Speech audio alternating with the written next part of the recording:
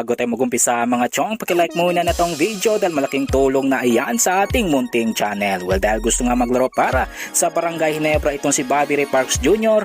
kapag natapos na ang kanyang kontrata sa Japan B-League, which is posible naman mangyari via blockbuster trade. Pero ang malaking tanong, sino naman kaya ang gustong kapalit ng TNT management? Well, ayon pa sa report, interesadong kunin ng TNT management itong athletic big man at shooter na si Jeremiah Gray at ang defender na si Nards Pinto kapalit ni Bobby Ray Parks Jr. Kaya ang tanong na lamang ay kung handa bang pakawalan ng Ginebra ang dalawang nabanggit na players. Well, sa pambalita, punta naman tayo sa rookie ng San Miguel Beermen na si Kit Jimenez na pwede na maglaro sa debut game ng SMB kontra NLEX Road Warriors. Well, ayon pa sa report, natapos na ang kontrata ni Kit Jimenez sa Gensan Warriors halos mag-iisang linggo na matapos matalo ang Warriors sa Batangas City sa deciding match ng Southern Division Semifinals ng MPBL na nagtapos sa score na 66-62. Pinili naman ni Kit Jimenez ang number 76 para sa kanyang SMB jersey bilang pag-aalala na kinuha siya ng SMB bilang number 76 pick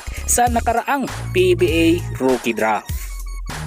Panguli sa ating balita mga chong, patungkol naman sa import na Magnolia na si Tyler Bay na masaya ngayon sa kupunan. Well, ayon pa sa report, September pang dumating itong si Tyler Bay sa Pilipinas kung saan masaya ito dito sa bansa at matagal na din itong nagpra-practice sa Magnolia kaya naman nakapag-blend na ito ng maayos sa kupunan. At sinabi din ng import na masaya ito sa ongoing success na Magnolia at kapatid ang turing neto sa kanyang mga ka-teammates. Well mga chong, nandito na lang ang ating balitang PBA at syempre huwag kalimutan mag-subscribe at i-like itong video bilang pagsuporta. So this is Channel B once again.